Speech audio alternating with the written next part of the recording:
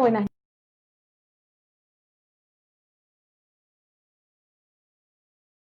Encuentro a partir del estudio de GTN en vivo, perfiles de públicos y visionado de experiencias escénicas del Gran Teatro Nacional, a través de Cultura 24 TV, canal digital del Ministerio de Cultura del Perú, y desde la página en Facebook del Gran Teatro Nacional.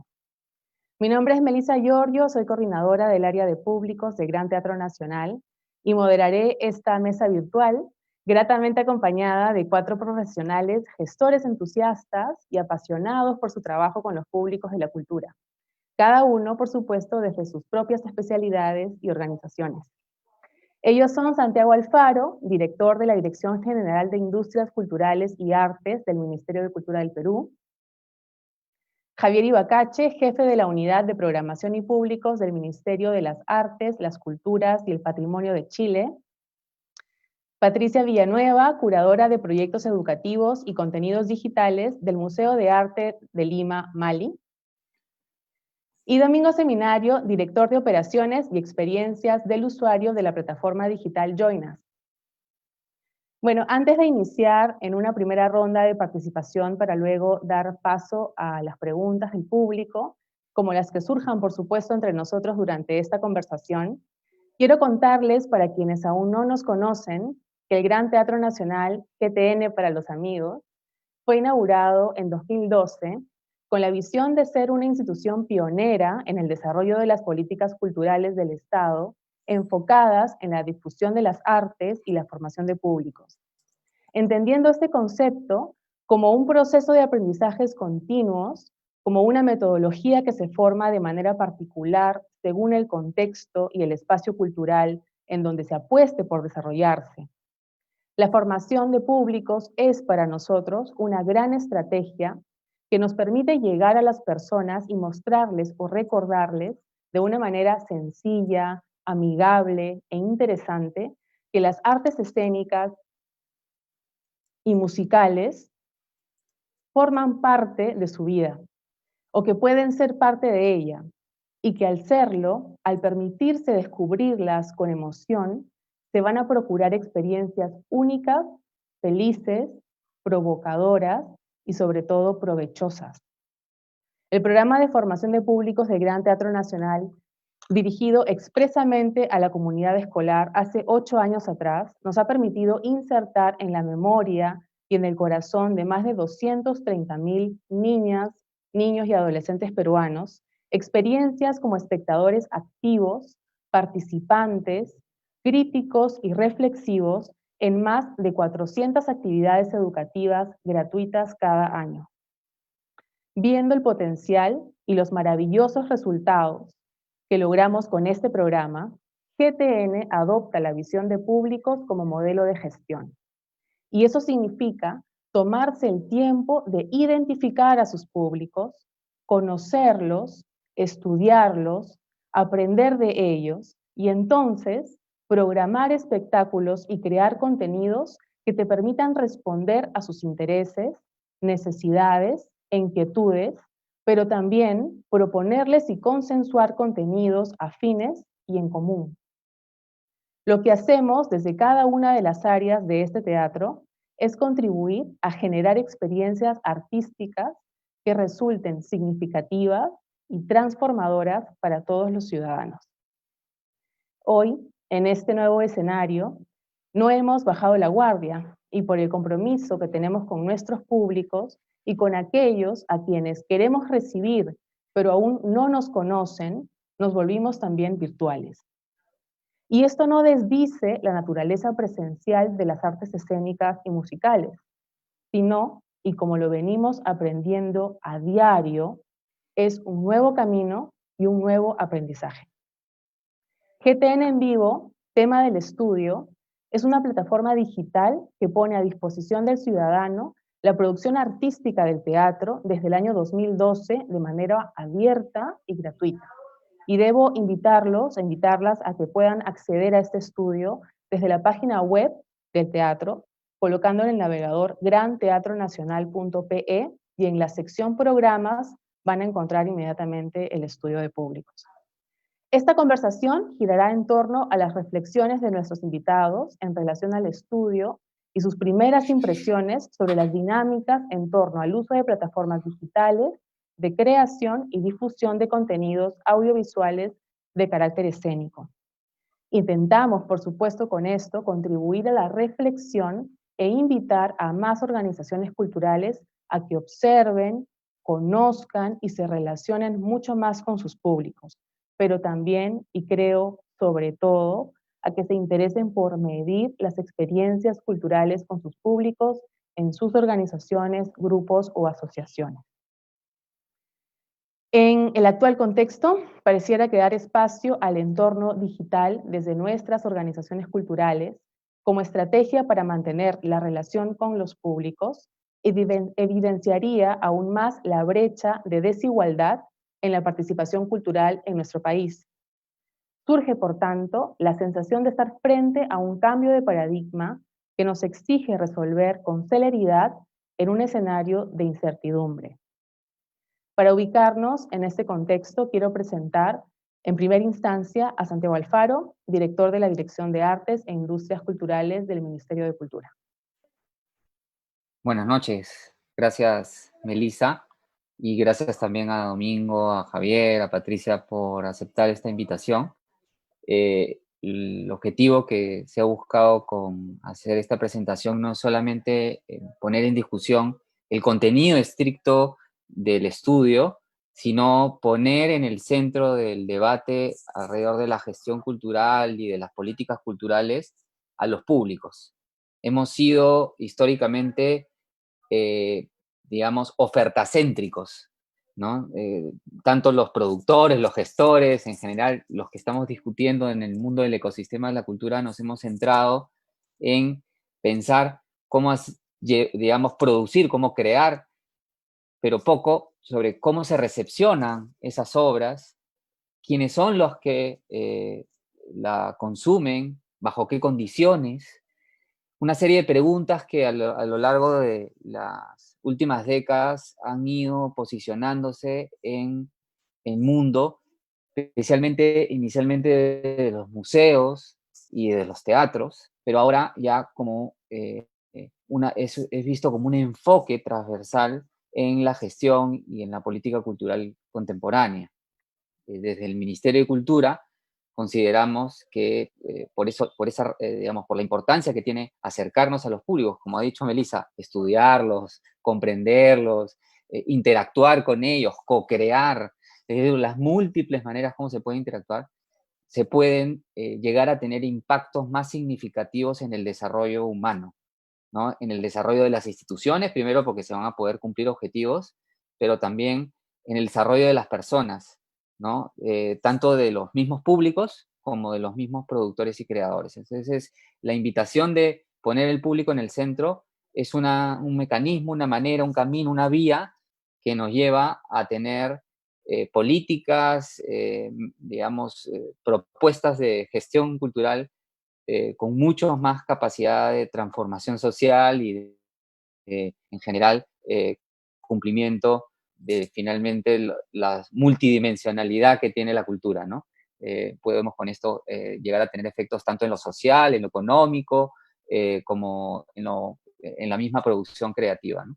Ahora, más allá de las introducciones sobre el tema, yo quisiera hacer una invitación a la discusión, a la conversación a partir de unas estadísticas, ¿no? Siempre las políticas y las decisiones tienen que basarse en evidencia. Entonces, invitaría a que me permitan, creo que acá está, ver algunos datos que podrían ayudar a ubicar esta publicación y en general el esfuerzo que ha tenido el GTN y el Ministerio de Cultura por hacer que los espectáculos que estaban antes en vivo puedan ser apreciados a través de Internet.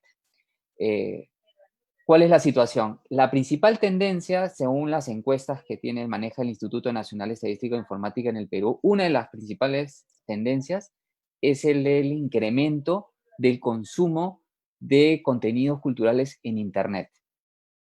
Acá podemos ver unos datos del consumo físico, ¿no? De lo material. Y si ustedes ven, lo que se percibe es como una escalera descendente, ¿no? está en permanente baja, el consumo de música material del 29% pasó al 16% en los últimos 3 años. En caso de libros, el consumo digital sí es prácticamente insignificante. Eso es algo que la industria editorial ha estado comunicando, ¿no? Justamente es muy difícil afrontar la pandemia actualmente a través del ebook y otras estrategias de ese tipo. Todavía el consumo es predominantemente físico, pero así como pasa con la música en las películas, también ha habido un descenso del consumo físico. Y así como vemos esta caída, podemos ver una subida en más bien los contenidos consumidos a través de descargas o consumos en streaming en Internet, ¿no?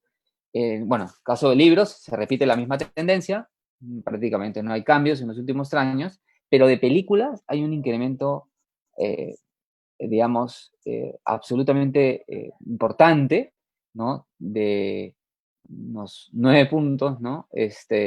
Y también en música, un poco más reducido, pero igual significativo. En el caso, mi interpretación es algo que en el momento he investigado, es que en el caso de las películas y las músicas en el Perú ha sido muy importante el consumo del DVD físico. La piratería ha sido muy grande hasta antes de la pandemia, ¿no? En un momento se llegaron a vender 150 millones de copias, ¿no? De unidades ópticas. Entonces, ha ido descendiendo eso y ha ido creciendo el consumo por Internet. Esta me parece la gran transformación que ha habido, y principalmente esto se debe por la mayor accesibilidad a los teléfonos móviles, porque ha habido competencia entre empresas que han reducido las tarifas planas, han generado tarifas planas, ¿no? Y en general se han abaratado los teléfonos. Por eso es que incluso en las conclusiones del estudio se indica que la mayoría de las personas que vieron GTN en vivo fue a través de teléfonos de celular, por ejemplo, ¿no? Como esa es la gran plataforma, ¿no? Y bueno, estamos en esa ola. Ahora, otro dato que me parece relevante mencionar es el tipo de consumo que se da. En el Perú hay un alto consumo de contenidos culturales tradicionales. El festival tradicional, la fiesta patronal, domina absolutamente. Después vienen las funciones de cine, miren, tercero la feria artesanal, después vienen los espectáculos de música, muchos de cumbia y música andina, o sea, también digamos, con raíces tradicionales, la danza, siempre un lugar importante que es tradicional, esa danza no es contemporánea ni de otro tipo, es mayormente tradicional. Y bueno, y luego vienen otros aspectos que demandan, además, acceso a la educación superior, ¿no? Como el acceso a los libros, en fin. ¿Cuál es el perfil de los públicos que nos pueden ayudar a entender también los consumos de las personas que ven GTN en vivo? Primero que las personas que dicen que consumen GTN en vivo mencionan a la música como su primer consumo aparte, ¿no? Ya lo familiar y la ópera están en el otro extremo, ¿no? El perfil en general, la estructura del consumidor mundial tiende a ser una persona de alta, joven, como el perfil de los que consumen GTN en vivo, nuevamente, hay un peso importante entre los jóvenes, el grupo etario digamos, en este caso, 14-29 o máximo 30-34, y también con un grado de educación superior alta, muy alta, ¿no? Como es, en este caso, la estructura de los consumidores peruanos. Ahora, y con eso ya acabo esta parte más de datos, de la invitación a la discusión. Eh, eh, lo que podemos concluir no solamente son tendencias de una migración hacia Internet, sino también una marcada desigualdad en el acceso o en el consumo o en la participación cultural debido a múltiples condiciones y factores, ¿no? Uno puede ser el acceso a la educación superior, que ya lo mencioné. Otro, como es este aquí, es el de nivel socioeconómico. Por ejemplo, si podemos ver la figura del festival local, prácticamente en una fiesta patronal, hasta el nivel socioeconómico E consume más que el A. Sin embargo, cuando nos vamos al cine, o nos vamos a las ferias de libro, o nos vamos al teatro especialmente, el teatro que lo que ahora un teatro nos convoca, el mayor consumidor es del A y el B, ¿no? Mucho menor, mucho más atrás, incluso cero el estrato E. Entonces, digamos, hay un inequitativo disfrute de la diversidad de expresiones culturales. En algunas hay más equidad, yo diría que es básicamente circo, fiesta patronal y las bibliotecas públicas, porque básicamente lo consumen personas que no acceden al libro a través del mercado. Pero en general, la tendencia es a esta escalera ascendente, digamos, ¿no? Entonces, esto nos lleva a la reflexión a que no solamente es importante pensar el público como cantidad, sino pensar el público desde sus perfiles, desde sus orígenes, desde sus características. Entonces, tenemos que entrar al gran reto, creo, de la gestión y la política cultural contemporánea, es pasar a la idea del acceso, de que, por ejemplo, en el caso de una política pública, se debe simplemente generar una oferta desde el Estado para que venga gente, a pasar a ver quiénes son esas personas que vienen. Si las que están viniendo se está repitiendo el mismo público y por lo tanto la inversión, el gasto público que se está haciendo, está ayudando o no a corregir esas desigualdades. O sea, la gran pregunta tiene que estar asociada a la desigualdad. La desigualdad, así como los públicos, tienen que estar en el centro de la discusión, sin atacar esas condiciones de desigualdad, que en parte se resuelven con una educación artística, sin duda, pero también es responsabilidad de las organizaciones, sean públicas o también privadas. Eso es tarea de todos, ¿no?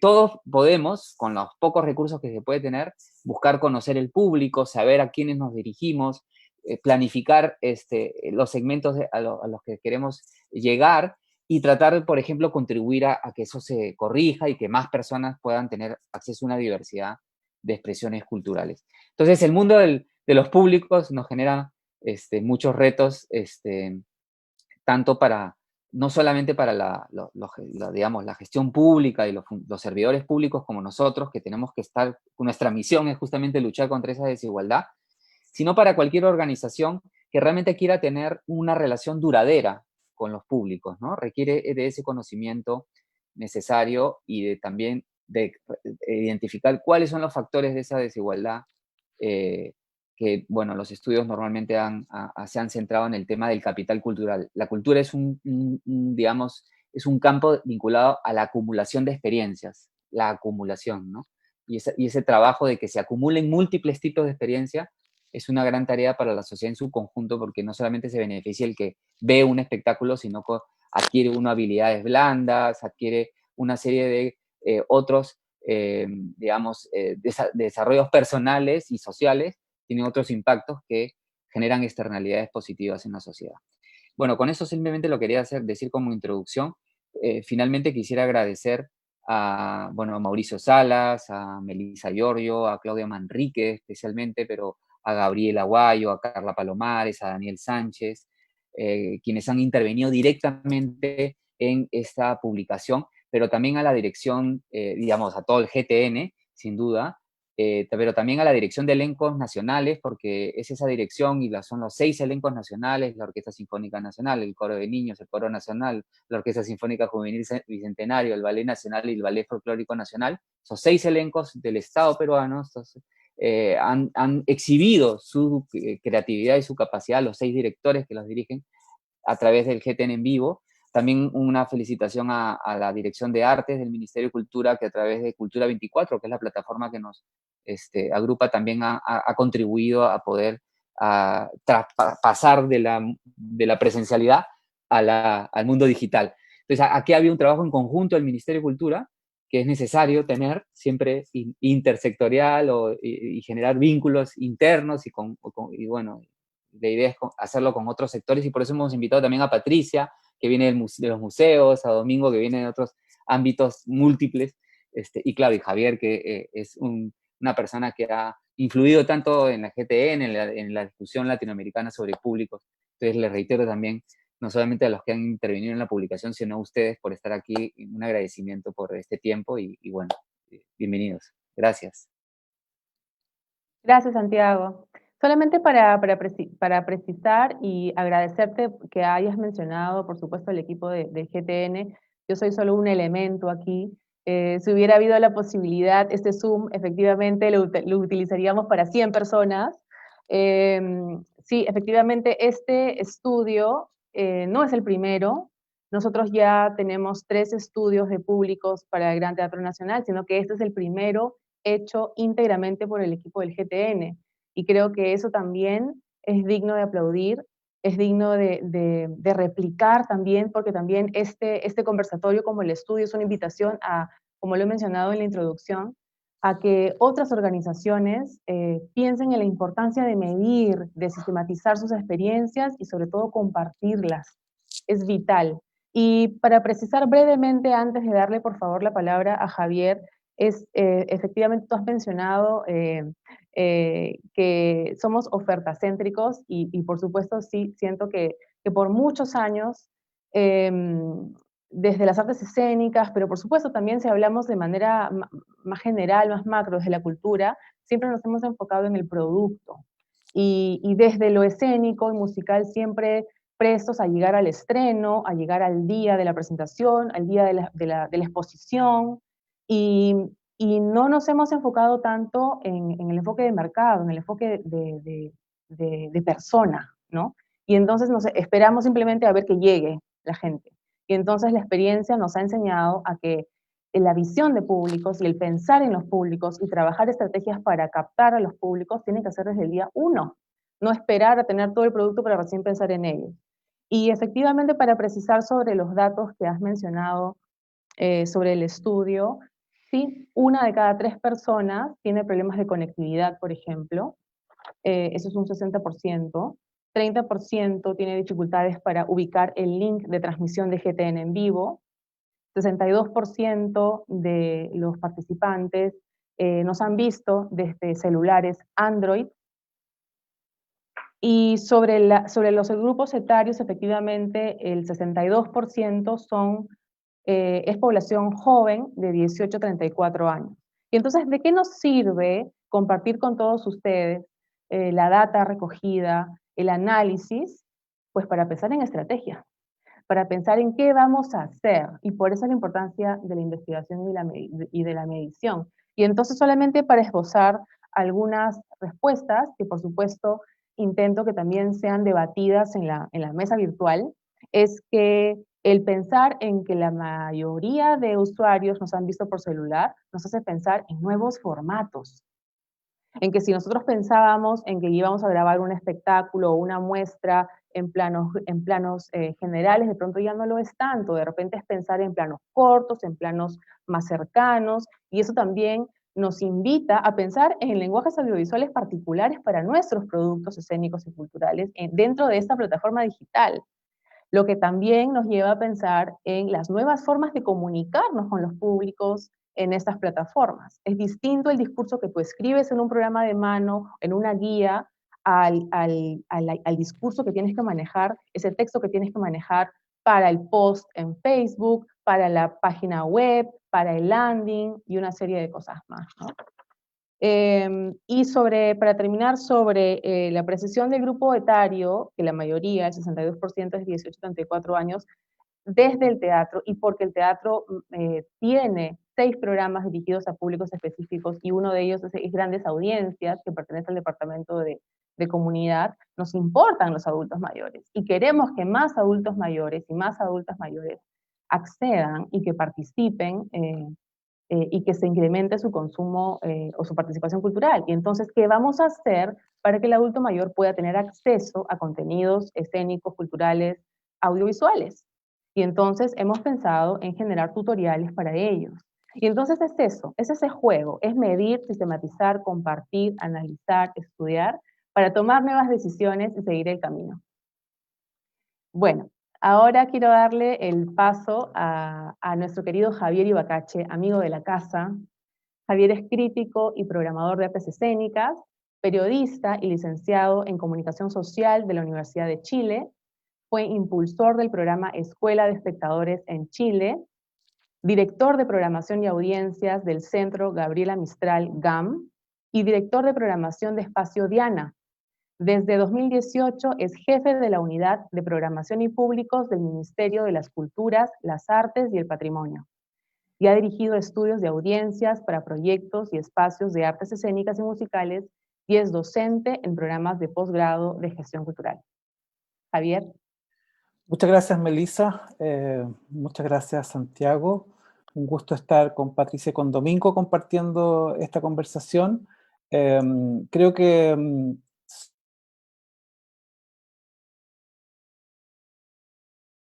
los factores positivos que ha generado la pandemia y el confinamiento generalizado en distintos países es que se ha hecho frecuente la posibilidad de tener estas conversaciones, de intercambiar visiones probablemente de una manera más frecuente que la que podríamos haber venido haciendo antes. Y también observar y acompañar, creo, dada la frecuencia de las conversaciones, cómo lo que colectivamente estamos viviendo desde marzo, al menos en Latinoamérica de marzo en adelante, ha venido generando incertidumbre y también poco a poco han ido instalándose ciertas proyecciones, ¿no? En ese contexto, sobre todo para quienes nos interesa el tema de cómo pensamos los públicos desde las distintas aristas del campo de la cultura, la aparición o la realización de un estudio como el que ha hecho el Gran Teatro Nacional es significativo, dado que viene a sumarse a una serie de estudios que han venido divulgándose y difundiéndose en este tiempo, que podríamos clasificar al menos en tres grupos, ¿no? Están los estudios que buscan determinar cuál va a ser la conducta futura de los públicos ya cautivos de las artes, ¿verdad? Y ahí hay distinta evidencia, sobre todo de distintos tipos de estudios y encuestas realizadas en Estados Unidos, Canadá, Australia y Gran Bretaña. Hay una segunda línea de estudios que ha querido indagar en cómo se han modificado los consumos culturales durante el confinamiento. Estos han sido más acotados y probablemente el que más referencia ha generado es un estudio hecho en Gran Bretaña, en una muestra de 1000 personas que, al menos referido a las artes escénicas, demostró que un número o un porcentaje significativo de los encuestados declaraba estar viendo más teatro que lo que veía antes del confinamiento, ¿no? Y hay un tercer línea de estudios en las que uno enmarcaría esta indagación, esta sistematización que ha hecho el Gran Teatro Nacional, que se refiere a la composición de los públicos que están accediendo a la oferta digital que se ha puesto en línea durante el confinamiento. Digo estas tres clasificaciones porque creo que las tres de alguna manera a la larga, cuando probablemente miremos el año 2020 como un año tan importante, vamos a identificar tendencias, vamos a identificar algunas evidencias. Visto desde afuera, particularmente el estudio que está poniendo en línea el Gran Teatro Nacional, creo que lo que reafirma o lo que viene a darle consistencia es a la percepción de que la estrategia digital en la práctica diversifica a los públicos. Creo que eso es lo que podemos decir con consistencia. Lo digo porque especialmente es llamativo, en mi opinión, mirando, digamos, desde afuera, el alcance que tienen los contenidos digitales, el alcance territorial, digo, que es bastante distinto del que podía tener un espacio de artes escénicas que está, donde su corazón está puesto fundamentalmente en presentaciones en vivo. En segundo lugar, a mí me llama la atención, pero probablemente esto tiene que ver con la manera en que la población en Perú se vincula con el acceso digital, es lo significativo que es la composición masculina que accede a los contenidos, que es el 54%, ¿no? Esto va en una línea muy distinta a lo que suelen ser reportar los estudios de consumo cultural en general, donde suelen ser las mujeres las que lideran el consumo cultural. Eso me parece muy llamativo. Y ya se mencionaba la composición etaria, ¿no?, respecto de la fuerte presencia de jóvenes dentro del estudio. Menciono esto porque uno lo que infiere de acá es que para las organizaciones culturales, espacios, teatros, museos, seguramente a partir de este año se va a volver más evidente y más necesario reflexionar sobre algo que ya estaba instalado hasta antes del COVID-19 como pregunta.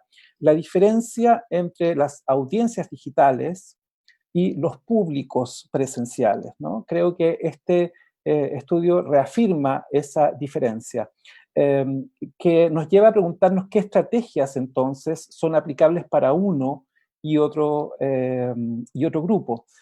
Junto con ello está lo que ya Santiago enunciaba, lo que Melissa también mencionaba, que se refiere a que pensar los públicos desde lo digital hoy en día significa pensar la desigualdad y la brecha digital, ¿no? Y aquí quisiera detenerme en que cuando hablamos de la dificultad o la brecha digital, no tiene que ver únicamente con el acceso a conexión o acceso a equipamiento. Yo creo que también se ha hecho evidente, y creo que el estudio de alguna manera lo insinúa, el analfabetismo digital generalizado de la población, ¿no? Creo que esto nos debería llamar como alerta, porque es un rol en que los centros culturales, los espacios culturales sí podrían tener mucho que decir. Es posible que en general las políticas de acceso a la conexión digital suelen estar en los ministerios de telecomunicaciones en general, pero si pensamos en el acceso digital, la desigualdad, la brecha digital, desde el punto de vista simbólico, desde el punto de vista de cómo se marca una desigualdad cultural, se convierte, y creo que hoy se hace evidente, como una barrera en la cual probablemente a futuro, post-COVID o post-confinamiento, los espacios van a tener que comenzar a trabajar. También creo que hay algo que el estudio pone sobre la mesa como discusión, ¿no? Y lo conecto con lo que mencionaba Santiago. Cuando hablamos de audiencias digitales o cuando hablamos de poner en línea material digital o ideado para lo digital o registrado y puesto en línea en este contexto, en la práctica, ¿qué estamos incentivando? Estamos incentivando consumo cultural, consumo a contenidos digitales, o podríamos especular que estamos hablando de participación. ¿Ya?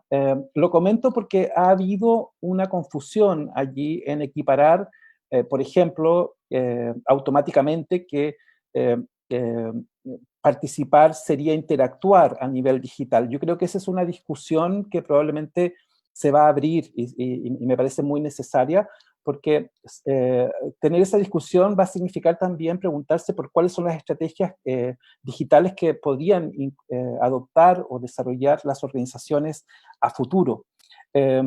Porque es indudable, y creo que también el estudio lo reafirma, que luego del confinamiento, luego de esta crisis sanitaria, seguramente las organizaciones culturales van a enfrentarse a un ecosistema que habrá modificado los hábitos de las personas, las percepciones de las personas, y también donde las organizaciones van a necesitar explorar en nuevas herramientas o nuevas estrategias que le den sostenibilidad. Y cuando decimos sostenibilidad no es sustentabilidad económica, sino que me refiero a una sostenibilidad que garantice su legitimación.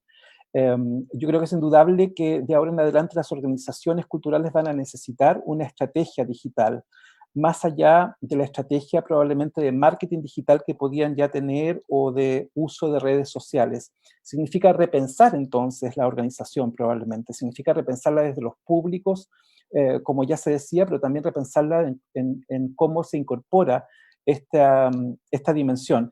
Y pienso que aquí hay muchas oportunidades, porque cuando miramos fuera de Latinoamérica y vemos las grandes instituciones, las crisis en las que están enfrentados los teatros, los museos, los grandes espacios culturales fuera de Latinoamérica, estoy pensando en espacios icónicos en Europa o en Estados Unidos, lo que se reafirma también es esto. Pareciera que las estrategias que hoy día están dando más consistencia son las de aquellas organizaciones que venían avisorando un futuro como en el que nos encontramos. En Estados Unidos es el Metropolitan Opera House, con su programa de óperas en HD que venían siendo una herramienta de formación, según declaraban ellos, de nuevas audiencias, así está declarado el programa. Pero es interesante detenerse en ese caso porque surge o el origen de ese programa es el área educativa del Metropolitano, o sea, es en alianza con una estrategia de educación y cómo 15 años después esa estrategia de educación tiene una pertinencia especialmente en este contexto. Lo menciono porque creo que vamos a tener que preguntarnos a distinta escala cómo se incorporan entonces insumos como eso y junto con su incorporación, cómo se diversifican las herramientas que podrían garantizar una interacción, una participación.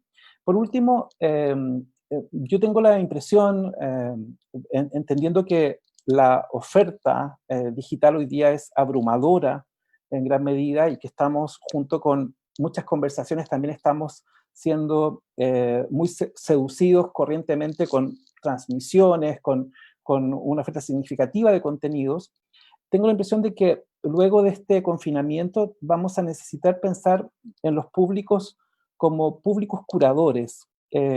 Para mí, la formación de públicos o el trabajo que se haga de públicos a futuro va a tener que ver con el concepto de la curatoría, porque creo que si algo estamos viendo es que hay ciertas pautas de conducta de los públicos digitales que reafirman esta infidelidad respecto del contenido. Sabemos que la media de visionado en general de los contenidos culturales es de 20 minutos, por ejemplo, según distintas fuentes. Sabemos también que en general, y este estudio lo reafirma, que los públicos están más predispuestos a ver un contenido digital si tiene el carácter de evento. De hecho, el 80% de los, según este estudio de los públicos, visiona el contenido en las 24 horas post-estreno, lo que da pistas probablemente de una valoración del en vivo, y creo que hay desde allí una serie de inferencias que vamos a tener a la vista para pensar entonces esto que llamaríamos estrategia digital. Pero me quedo con esta idea de que el trabajo futuro de desarrollo de públicos va a pasar por pensar ya no solamente en esos espectadores críticos que muchos de nosotros hemos estimulado o hemos querido formar, sino que por espectadores críticos curadores. Creo que allí hay un foco que después de este confinamiento va a aparecer como un campo en el cual trabajar. Eso quisiera decir por el momento. Muchas gracias. Muchas gracias, Javier. Me quedo con varias ideas en realidad que muchas de ellas las voy a pasar para la segunda ronda ya para preguntas, pero te agradezco muchísimo que hayas mencionado que la estrategia digital diversifica los públicos, porque también desde el estudio, y aquí va el para qué y cómo lo usamos, desde el estudio nos dimos cuenta que si bien pensábamos que al volvernos virtuales y con la internet podíamos llegar a más, no necesariamente se llegaba a más. Y en regiones había poca participación. Y entonces al identificar eso, lo que se decidió fue, por ejemplo, hacer toda una estrategia de comunicación contactando a las direcciones desconcentradas de cultura de regiones, explicándoles, sensibilizándolas, explicándoles de qué se trataba esa plataforma, cuáles eran los beneficios, qué cosas iban a conseguir, e invitarlos a que puedan compartir desde sus propias redes nuestro contenido. Entonces ahí también hay una incipiente, pero valioso trabajo de articulación, ¿no? Desde Lima hacia regiones y desde las organizaciones. Y lo otro era sobre lo de la brecha digital y que no solamente pasaba por tener poca, mucha, mediana conectividad, sino lo del analfabetismo digital. Y ahí también quisiera yo indicar que en el estudio, cuando hablábamos que el 30% de las personas han manifestado que tiene dificultades para ubicar el link de transmisión, nosotros desde la gestión, desde la programación, pensamos que hemos comunicado bien, haciendo el post, compartiendo, colocando el enlace, pero tenemos que hacer más esfuerzo porque efectivamente, si estamos invitando a que el público que ya no puede ir hacia lo presencial ingrese a este universo nuevo digital de las escénicas y de la cultura, tenemos que hacer todo el esfuerzo y poner toda la energía para que ese discurso y esa comunicación sea sencilla. Y entonces hacer manuales, hacer tutoriales en video, en gráfica, y ayudar al público a que se acostumbre y que aquellas personas que tienen menos habilidades de pronto para manejarse con la tecnología, como yo, pues puedan gratamente encontrar en estos espacios un espacio de disfrute, pero que el proceso, el camino, se disfrute, que no sea tedioso, ¿no? Que sea, hay que hacérsela fácil al público. Bueno, quiero darle pase ahora a Patricia Villanueva del Mali, también una amiga, por supuesto, de la casa. Patricia es artista visual, docente y curadora peruana egresada con medalla de oro en 1998 de la Escuela Superior de Arte Corriente Alterna. Ha sido ganadora de la beca de la Pollock Krasner Foundation en 2001 y de la beca UNESCO Ashberg para artistas y profesionales de la cultura en 2005, entre otras distinciones. Desde 2016 se desempeña como curadora de proyectos educativos del Museo de Arte de Lima, Mali, y desde el inicio de la cuarentena por el COVID-19 ha asumido además el cargo de curadora de contenido digital. Patricia. Hola, ¿cómo estás, Melissa? Gracias por la invitación y un honor estar aquí con Santiago, Javier, Domingo y todos, ¿verdad? Bueno, yo he leído el informe con muchísimo interés. Es extraño porque la gente no tiende, o más bien dicho, probablemente tiende a pensar en museos y en teatros como cultura, como si todo fuera lo mismo. Y los que trabajamos dentro de eso entendemos cuáles son eh, las relaciones y las cosas parecidas, pero realmente son dos bestias diferentes, ¿no? Dos grandes monstruos con diferente naturaleza. Y ahora escuchaba lo que comentaba Javier y Santiago y tú, y pensaba, claro, yo consumo cultura y yo voy al teatro y sé que tengo un momento, el contenido que el teatro me presenta tiene un momento de inicio y un momento de final, ¿no? Si es que el teatro o la productora produce algún otro tipo de contenido, es paralelo o viene adosado, digamos, a esta experiencia que tiene un inicio y un final, que es la obra, el concierto, o la experiencia teatral, o la plataforma, digamos, escénica, ¿no? El museo tiene tantos niveles y tantos contenidos de tantos diferentes formatos que son transversales entre sí, que parecen como un juego de Mario Bros, así que subes, que bajas, que subes el carril, porque tienes la colección, tienes las salas, tienes el auditorio, tienes el programa educativo, tienes y una forma en la que todas estas cosas se conectan que ha hecho realmente estos meses de cuarentena y este pase o digamos este enfoque en lo digital como un gran estofado, digamos, ¿no? De contenido, porque entonces nuestro público puede accederlo en cualquier momento y en muchas diferentes formas. No necesariamente tengo que conseguir ese esfuerzo que es completamente diferente, ¿no? Al que ustedes están pasando, que es que inicie, tratar de conectarlos a todos a una misma hora, en un mismo lugar o en ciertas horas o durante un periodo de tiempo que puede estar tu obra digitalmente accesible, etcétera, ¿no? eh, Todo el contenido que tratamos de mantener virtual, tratamos de que se mantenga en lo digital por un tiempo indefinido para que la gente tenga libre acceso a él cuando quiera y de la forma que quiera y tratando de que pueda adaptarse a todo tipo de formato, ¿no?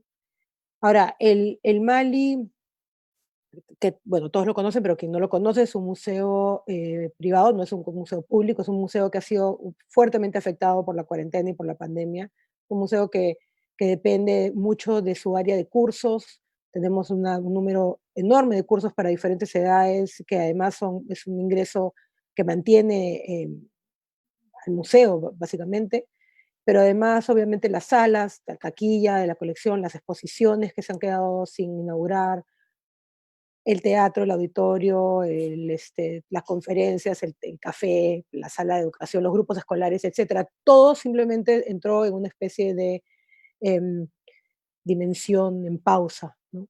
Y no tenemos ningún tipo de ingreso o una actividad, digamos, física. Entonces, por suerte, ya el museo estaba bastante enfocado en lo digital y estábamos en un proceso de seguir esa digitalización. La colección del museo, la colección virtual está online y se puede acceder mediante la página web para todos los investigadores. pero además tenemos Archi, que es el archivo digital de arte peruano, en el cual está este maravilloso repositorio de imágenes de arte de todo tipo, de todas las épocas del Perú para acceso directo. Además, somos muy, muy activos en los contenidos que creamos para las redes sociales, como en Facebook o en Instagram, que tenemos diferentes niveles de contenido. Entonces, lo que hemos hecho en este proceso en el cual todos hemos estado trabajando desde casa, con una colección virtual a la cual no tenemos acceso, en las salas a las cuales no tenemos acceso, es enfocarnos en diferentes ejes temáticos, lo que queremos mostrarle a la gente que es el museo, pensando en varias cosas, pero una de las cosas más importantes era no dejar que la gente olvide que el museo está ahí, porque hay esta sensación de que durante la cuarentena todo se ha paralizado y es como no hay tiendas, no hay ropa, no hay obras de teatro, no hay sesiones de cine, pero la colección está ahí, está colgada en sus salas, está esperando, ¿no? Está solamente calladita, haciendo cuarentena también y esperando a que puedas ir a visitarla. Entonces, mientras tanto, te la queremos llevar de a poquito para que no te olvides que aquí está, ¿no? Y entonces teníamos diferentes tipos de videos, diferentes tipos de audio, hicimos un montón de producción de tratando de sacar a la luz piezas de la colección que normalmente la gente no conoce o que no están en exhibición, que nos es difícil mostrar más de 19.000 obras que no están en exhibición. Una colección es tan extensa y tan rica que lo virtual nos permite mostrar un montón de cosas que la gente no sabe que existen, ¿no? Muy aparte de las obras maestras que todo el mundo conoce del museo. Entonces, eso fue la primera reacción. La primera reacción fue cómo nos mantenemos relevantes para el público que está en la casa, cómo podemos enriquecer su vida y no dejar ese factor tan importante que es la salud mental, mantenerte lejos de volverte loca, porque el primer mes todo el mundo lo vivió y fue como muy complicado estar solo en tu casa. Y cómo nos mantenemos relevantes, cómo el arte puede tratar de agarrar su lugar y decir, no, yo soy importante en tu vida también, ¿no? Cosa que estamos todavía tratando de que nos den permisos para abrir y poder volver y decir, no, la cultura y las artes son igual de importantes que, sino más que muchos de los otros aspectos que se están evaluando. Entonces, cómo mantenernos en el imaginario de la gente, para que todo este tiempo enriquecerlos y pensar que cuando estén estresados, aburridos, con ganas de ver algo bello, con ganas de reír, también hay un montón de contenido que hemos hecho muy entretenido, el Mali está ahí para ti, ¿no? Entonces se armó el proyecto de Mali en casa y empezamos a enriquecer ese contenido. Y en ese proceso, en estos meses de cuarentena, lo que hemos hecho ha sido evaluar justamente para quién estábamos haciendo ese contenido. Cuando los colegios ya se sabía que no iban a abrir y que no iban a estar que los niños no iban a ir a los colegios, fue cuando nos dimos cuenta que si no iban a ir al colegio hasta fin de año, no iban a ir al museo hasta probablemente fin del próximo año, porque de acá que los papás empezaran a dar permiso para las salidas, ya es un paso más allá. O sea, solamente el niño tener que ir al colegio ya es un gran paso.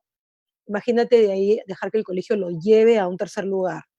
Entonces, ya sabemos que para que el Mali siga con sus contenidos educativos, tenemos que buscar ese otro lugar que existe en el mundo virtual.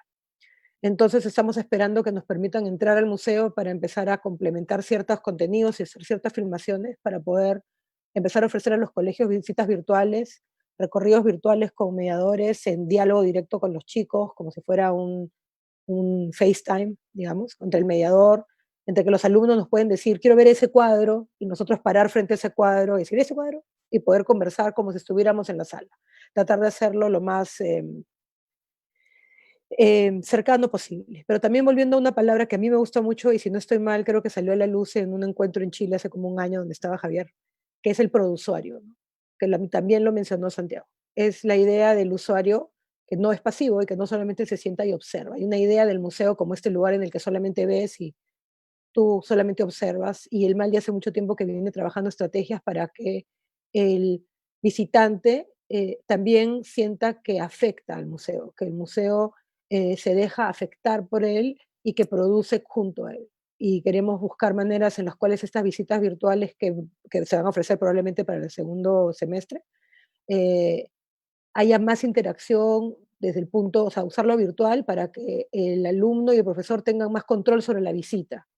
Y no solamente digan, vamos a poner play a un video sobre una visita que hicieron antes, sino darnos el trabajo y hacer el esfuerzo de estar ahí y decirles, ok, que profesor, elija uno que levante la mano y que el alumno interactúe y diga, no, ese cuadro no quiero, quiero el que está al lado, y poder manejar su propia historia, ¿no? De alguna manera interactuar como lo harían en el museo.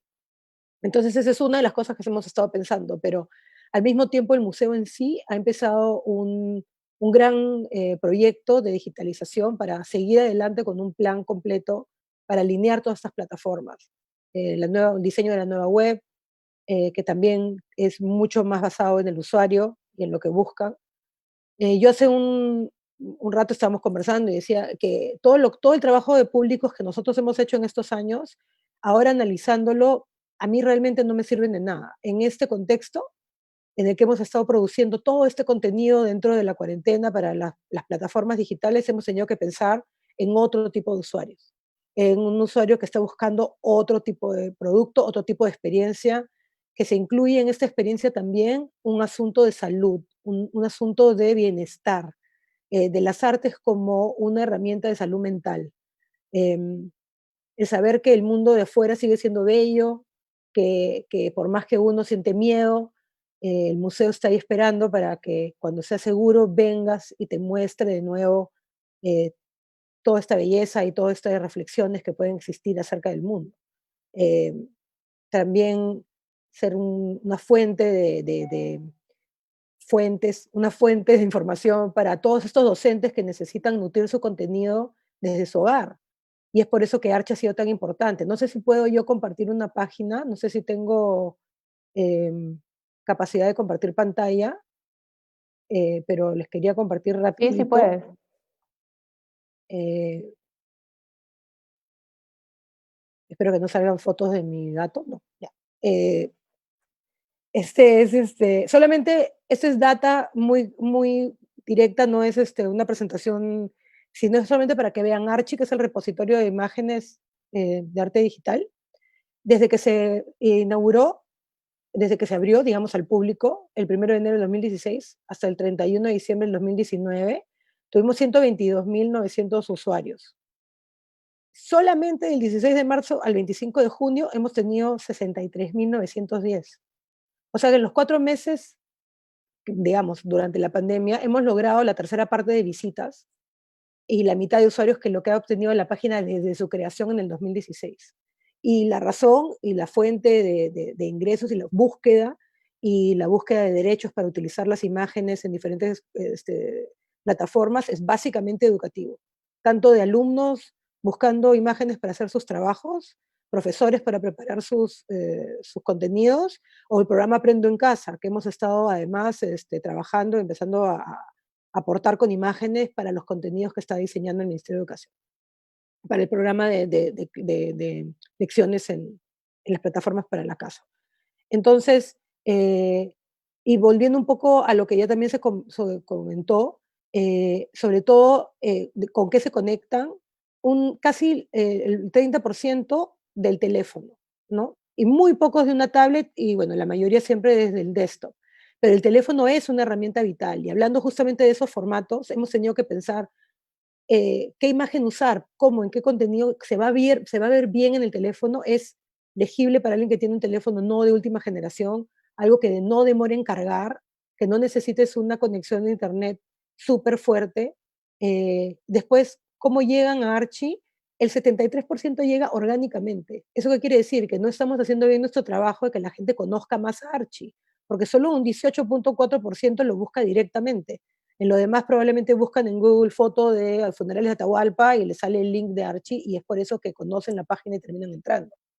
Entonces tenemos que mejorar la manera, como decías Melissa, de que la gente ya no les sea tan difícil encontrar los links o la forma de encontrarnos en el mundo digital.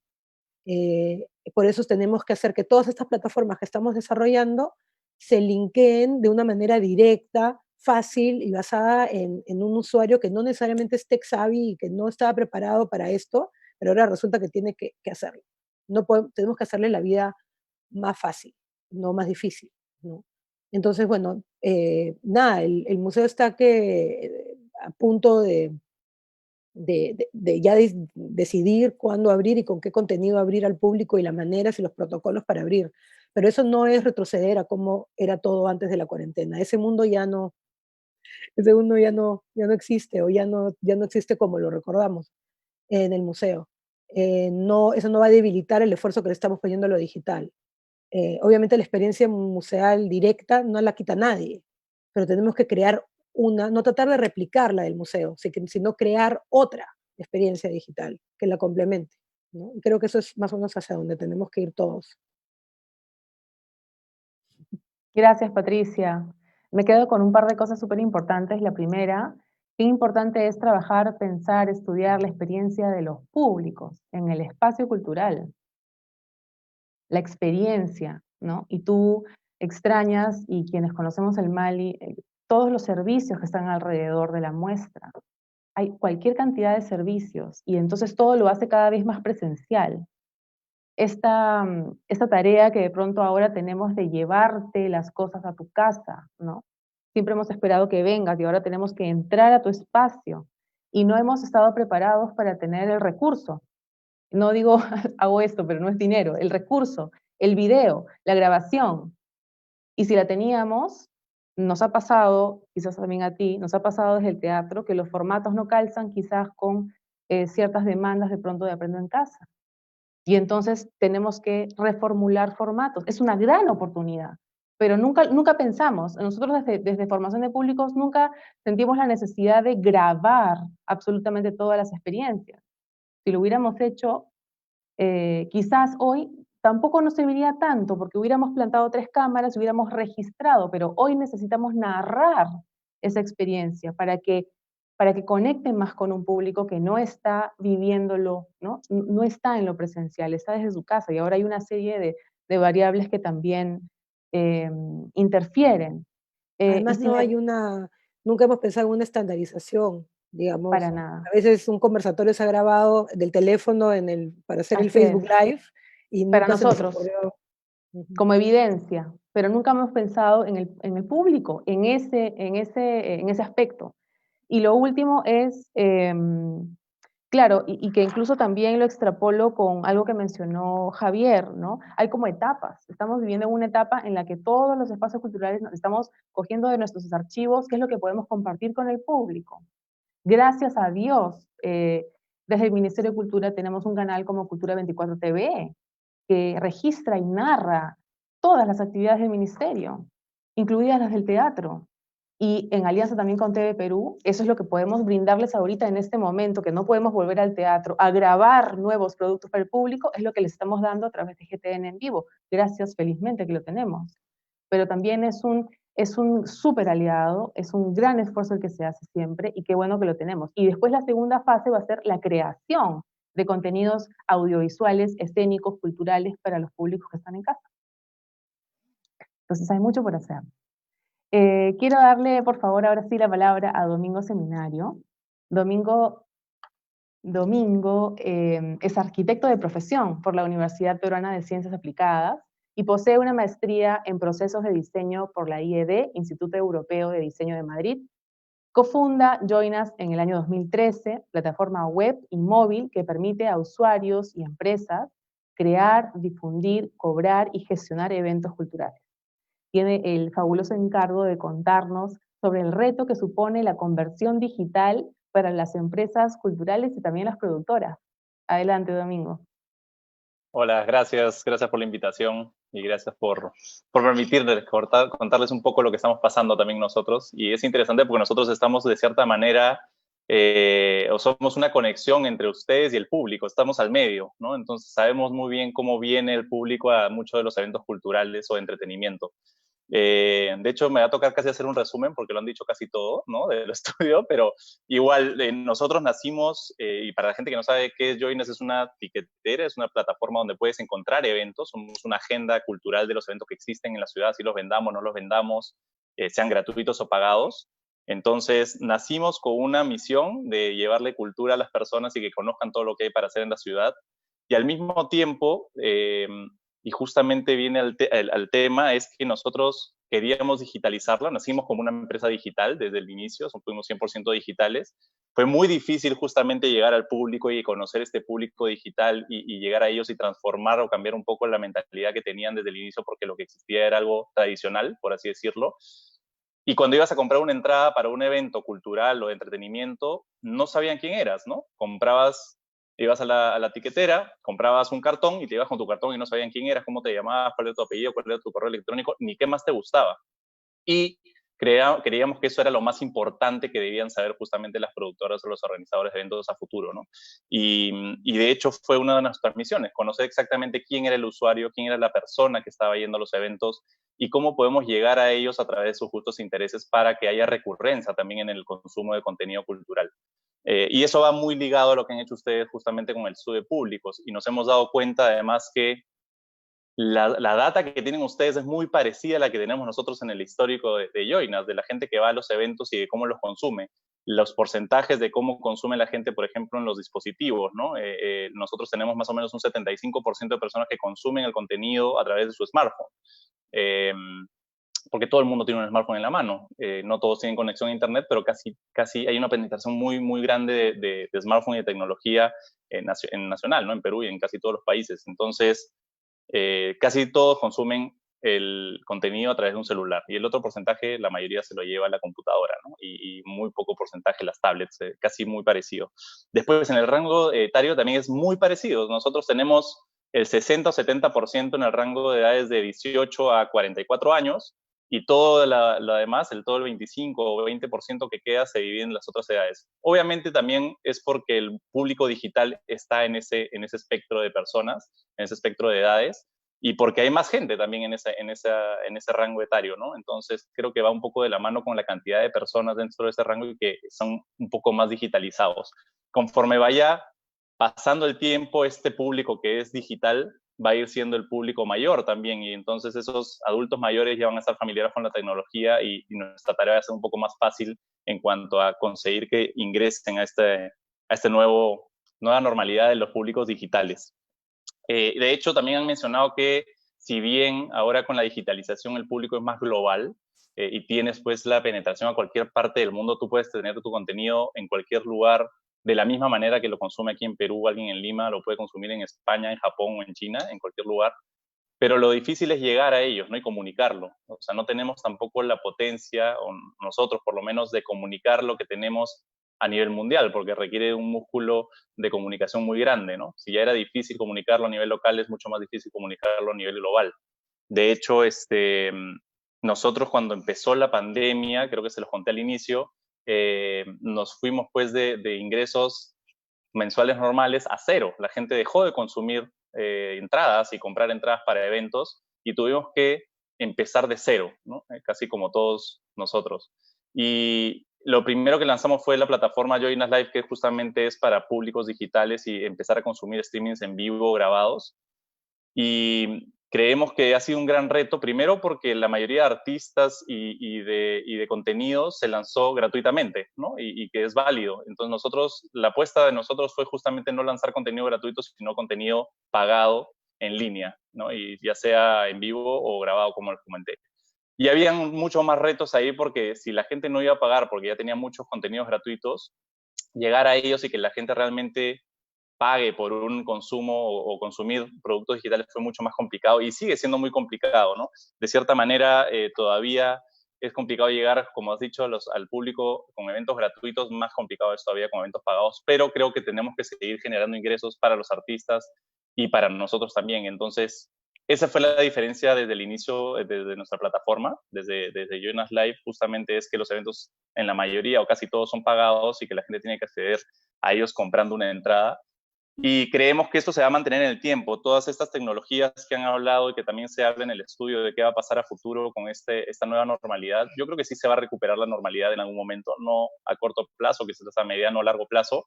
Y las nuevas formas que se están creando de consumo de contenido van a quedar en paralelo con las que ya existían. Yo creo que la parte presencial del teatro no se la quita a nadie, o sea, quizás estas experiencias nuevas del teatro digital o el teatro cinematográfico, como alguien le ha dicho, o lo ha nombrado, no va a reemplazar el teatro, no va a reemplazar esa sensación de presencial, pero sí creo que se van a crear nuevas formas o nuevas artes escénicas.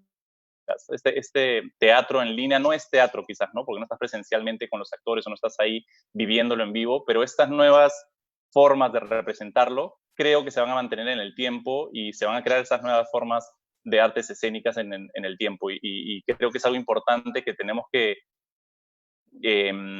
resaltar justamente de estos momentos que todo el mundo se está reinventando, de nuestra palabra, que se van a crear estas nuevas formas de representación y que hay que estar preparados, ¿no? No solamente tecnológicamente, sino para saber llegar a los públicos. Después hablamos también de las barreras que hay para llegar a los públicos. Se hablaron de la tecnología, de Internet, la conexión a Internet es súper importante y creo que es lo más frágil en una transmisión en vivo y todos están un poco tensos porque se les puede ir Internet en cualquier momento y se malogra la transmisión, que es la misma tensión que tiene alguien en teatro porque pueda pasar algo, te puedes tropezar o se puede apagar una luz o hay apagón, qué sé yo. Creo que eso se mantiene en esta Internet un poco inestable que tenemos además en Perú. Y otra cosa en nuestro caso es la bancarización, ¿no? Cuando quieres consumir contenido en vivo y tienes que hacer un pago en línea, la bancarización todavía no está tan avanzada en Perú ni en algunas ciudades, por lo menos en Lima y en algunas ciudades en provincias tampoco está tan acostumbrados a pagar en línea. Entonces, mientras vaya avanzando la digitalización, bancarización y la penetración de Internet, creo que el público para el contenido digital va a crecer también.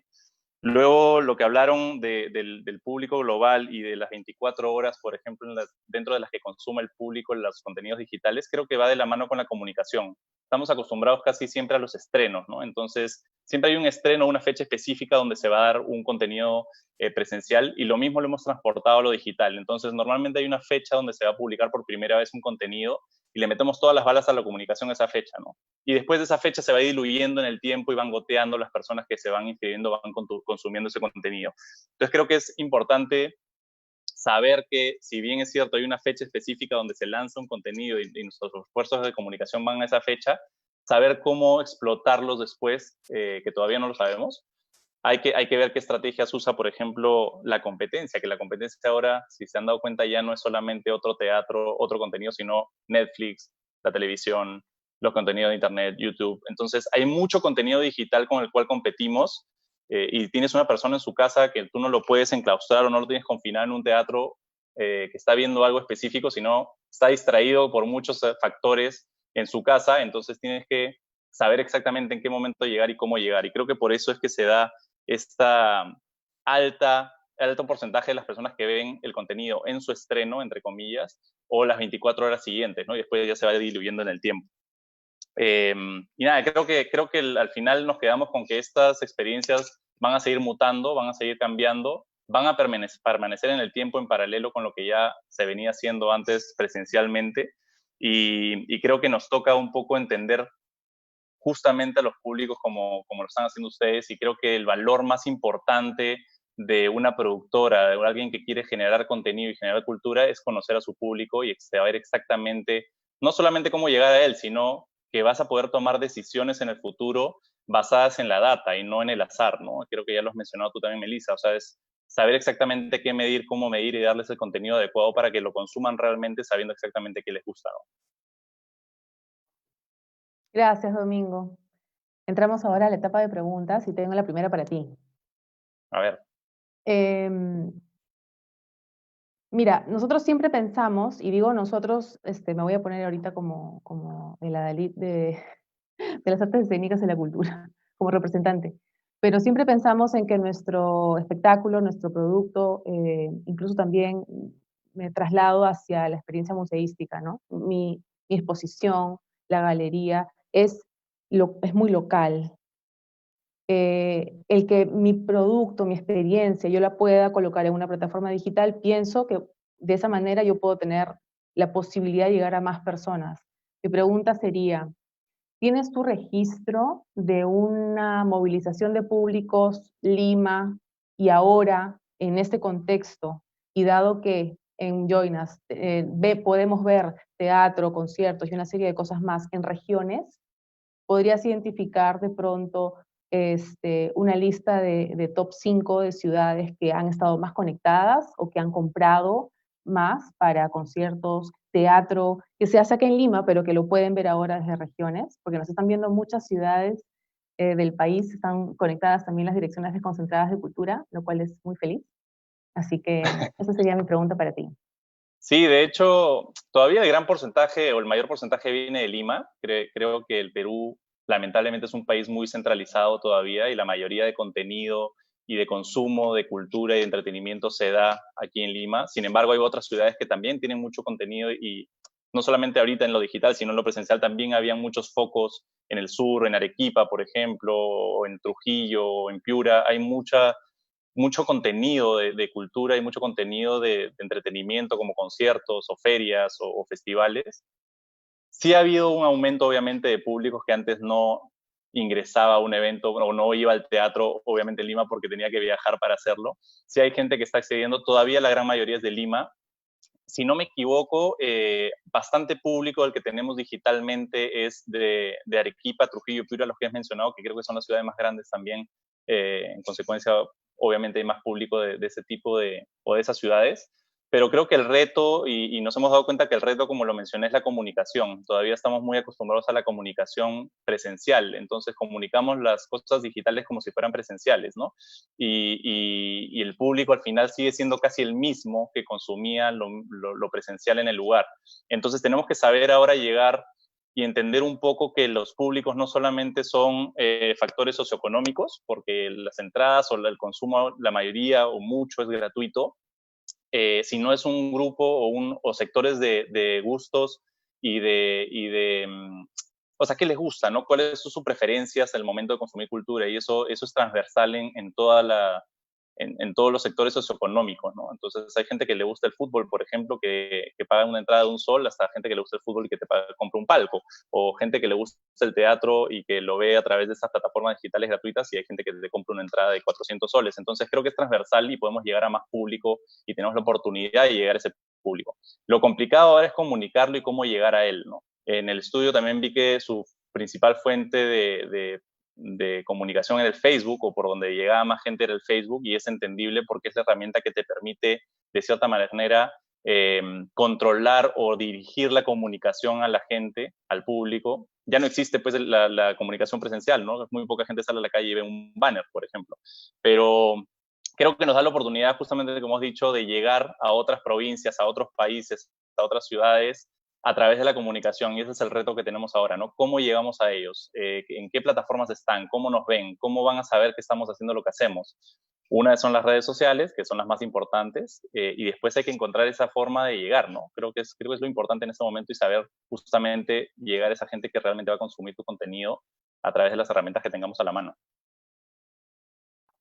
Y también pienso que puede ser una grandiosa oportunidad para que gestores locales, gestores culturales, artísticos locales, puedan presentarte de pronto propuestas, que también ellos puedan pensar que sus productos, sus conciertos, sus productos culturales pueden tranquilamente adaptarse a una plataforma digital, y que de esa manera también pueden acceder y pueden llegar a otros públicos más allá de sus distritos y regiones de pronto, ¿no? O sea, creo que puede ser un ida y vuelta, no solamente de Lima hacia regiones, sino de regiones a Lima también, ¿no? Puede ser un intercambio muy interesante.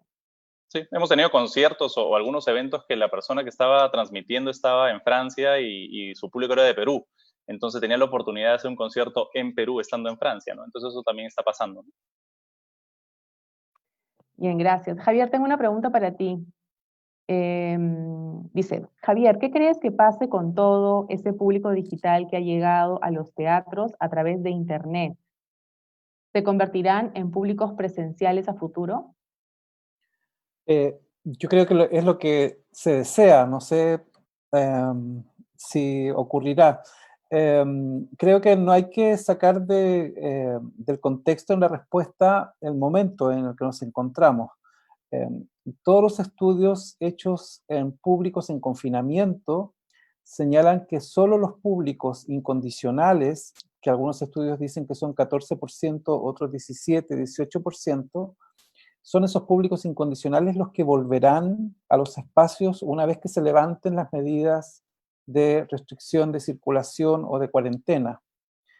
En promedio, los públicos, estamos hablando siempre de estudios hechos en contextos anglosajones, ¿no? Y también en Australia y en Canadá. En promedio, se estima que pasados 6 meses del levantamiento de las medidas de circulación, comenzaría un nivel de flujo de público quizá más regular, pero no equiparable al anterior. Entonces creo que primero hay que tener muy presente el contexto en el que nos encontramos, ¿no? Ahora, ¿cómo lograr que los públicos que han descubierto el teatro o que han descubierto la oferta de un espacio se conviertan en públicos presenciales a la larga? Va a depender fundamentalmente de la estrategia que adopten los espacios, de la estrategia digital que adopten los espacios. Pienso que lo que mencionaba Domingo sobre el tipo de comunicación o las estrategias de comunicación que se adopten pasan también por preguntarse por las estrategias que se venían realizando, por las estrategias de fidelización que podía tener o no tener un espacio.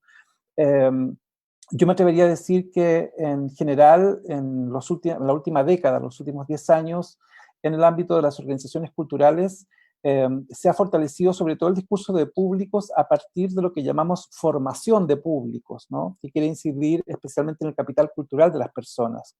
Pero es distinto formar públicos que fidelizar públicos. Creo que son dos ámbitos distintos. Y creo que las organizaciones hoy están desafiadas a cómo probablemente trabajar en la fidelización de públicos sin renunciar probablemente a su ideario de formación de públicos. Creo que allí hay un campo interesante de discusión, especialmente porque en general las organizaciones culturales, especialmente cuando se enfocan en la participación cultural, suelen desdeñar todas las estrategias del marketing cultural, ¿no? Y hay una fricción o una tensión a veces, en mi opinión, un poco aparatosa y poco provechosa, que convierte esto en como si fueran caminos que no dialogaran o que no, donde no hubieran herramientas que podían contribuir unas a otras. Por último, a mí hay dos cosas que me preocupan de cómo volcarse a lo digital, ¿no? Creo que estamos hablando de formatos, ¿no? Lo peor o lo más preocupante que podría pasar es que los contenidos y las organizaciones se adopten o se adapten al formato sin pensar en su identidad, ¿no? Creo que ahí hay una alerta significativa, ¿no? Porque los formatos que usamos, redes sociales, estrategias digitales, no son inocentes, ni son neutrales. Corresponden a una empresa, a un servicio, y corresponden a un contexto de creación. Cuando yo hablo de analfabetismo digital, también pienso en eso. Pienso en cuando decimos, o cuando muchos creadores dicen, liberar contenidos en Facebook, liberar contenidos en YouTube.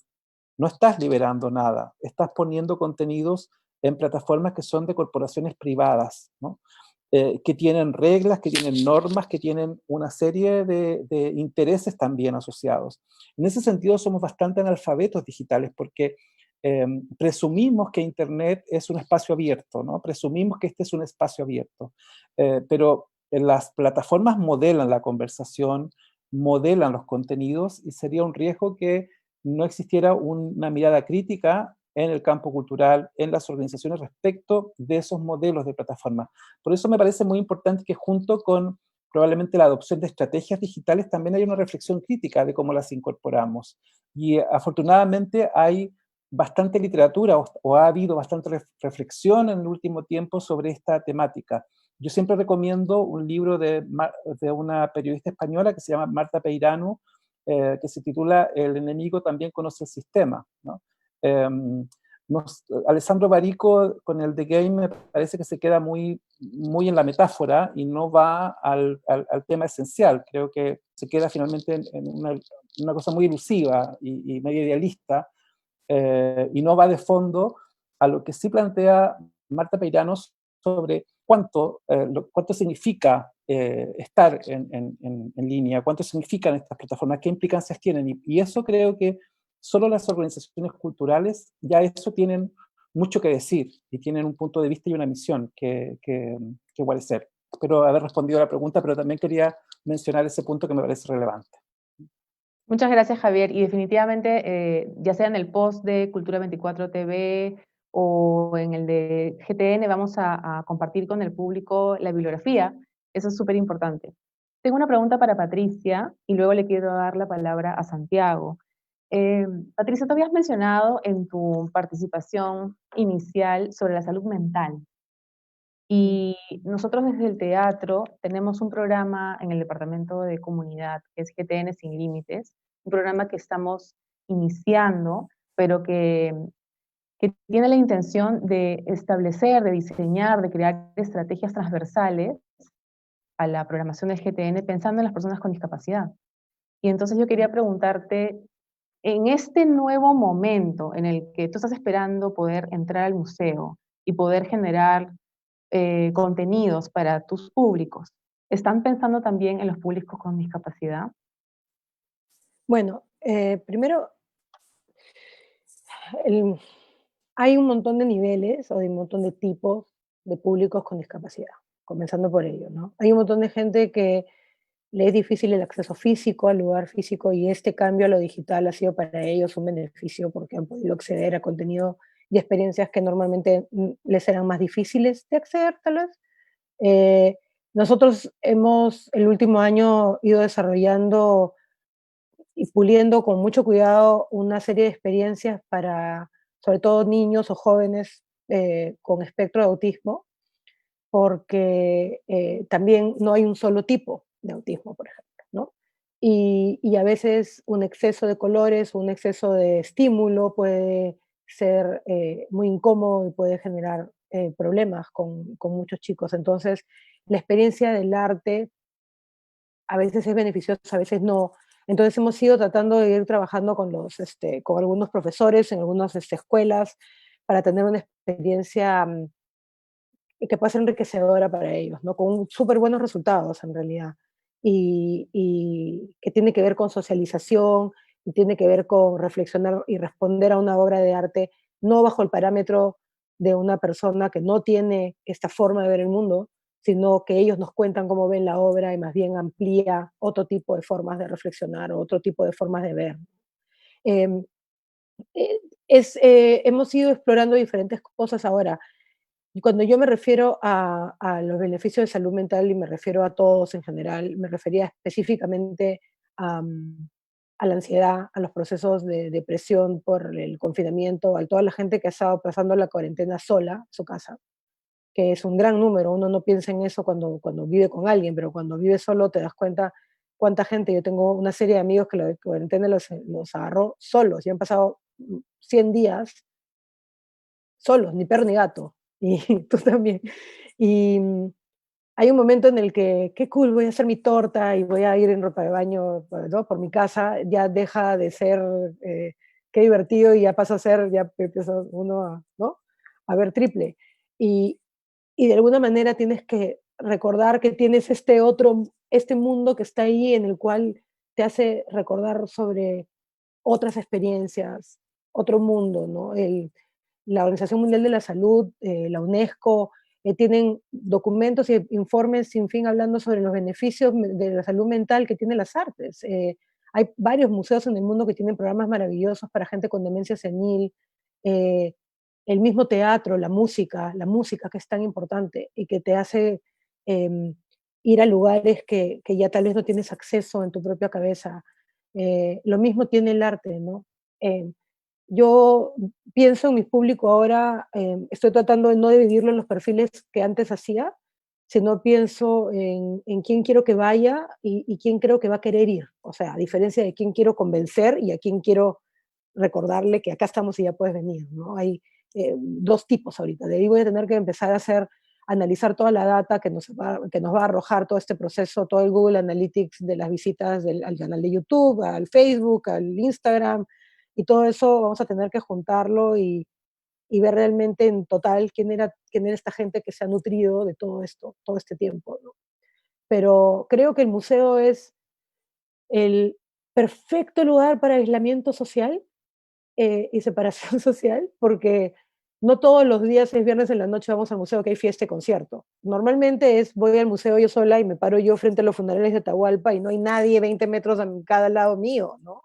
Tal vez el domingo familiar o un sketchfest o una noche Mali haya un montón de gente y estés esperando que se muevan para ver un cuadro, cosa que, créanme, no pasa en los museos de Lima. Entonces, no es el lugar perfecto para, estamos pensando que el Mali es el lugar perfecto para experimentar ese primer acercamiento hacia la experiencia cultural después de la cuarentena.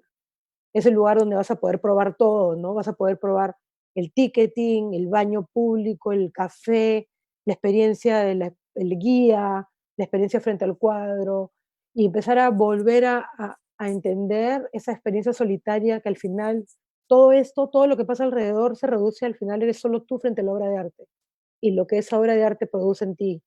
Y no necesitas tener 20 personas al lado, no es esa experiencia. Vamos a tratar de volver a la experiencia en el que es mírala, deja y absórbela y que esa reflexión cause algo en ti, te conmueva y cuando te vas del museo no sabes quién fue Montero o Francisco Lazo o en qué año fue el indigenismo, sino te vas pensando en que te has apropiado de estas obras de arte que has visto porque te han conmovido y has hecho un lazo con ellas emocional y eso es lo que queremos que sostenga la gente, la sensación de que pronto van a poder tener estas experiencias y, y eso, esa esperanza, esa idea que les decía de que el museo está ahí esperando, que las obras de arte están ahí esperándote para cuando puedas ir a encontrarte con ellas, es parte de esa idea de la salud mental, ¿no? De la idea de que aunque te sientes confinado en este cuadrado o en esta sala o en la pantalla dura y fría, va a haber un momento en el que vas a poder ir, vas a poder verlas y oler la obra y estar en este espacio, sea en el teatro, sea en el museo, sea en la galería de arte, el concierto de música. La experiencia va a ser diferente, pero no por lo tanto mala o peor, De simplemente va a ser acuerdo. diferente, ¿no? Así que creo que programas como los que ustedes hacen y los que nosotros vamos a tener que replantear, porque va a pasar mucho tiempo hasta que podamos trabajar de nuevo con grupos escolares o grupos, digamos, de cierta densidad. Em, pero creo que eso es una excelente experiencia de pensar también qué pensamos o qué consideramos salud mental, ¿no? Y qué es lo que las artes pueden hacer para Ujú. mejorar nuestra vida. Y creo que hacia ahí es donde hacia ahí es donde tiene que ir la reflexión de todo esto. Gracias, Patricia. Y le voy a robar un ratitito a Santiago, porque en esa línea, en ese tema que has desarrollado, Pati, quiero irme con Javier. Así como les vamos a compartir la bibliografía que nos está contando Javier, que es importante de leer, hay, como bien dice, esta es una oportunidad en la que se nos abren un montón de webinars y conferencias, ¿no es cierto? Entonces, en una, que se llamó, si no me equivoco, Pandemia, Música, Ópera y Futuro, Javier mencionó a un autor, O'Connor, y sobre esa línea, él mencionó que este autor hablaba sobre el rol de las artes más allá de post-trauma y cómo puede ser un acompañamiento a una comunidad en proceso de duelos y traumas, justamente. Entonces quería saber si podías precisarnos un poquito sobre eso para cerrar esta idea. Sí, puntualmente es Tom O'Connor, así se llama él, lo pueden googlear. Es alguien que ha trabajado por mucho tiempo en el campo del desarrollo de público, especialmente en museos y grandes organizaciones culturales. Hoy día es un consultor reconocido y fue uno de los primeros que escribió en el contexto del confinamiento qué rol o cómo cambiaría el trabajo de desarrollo de públicos.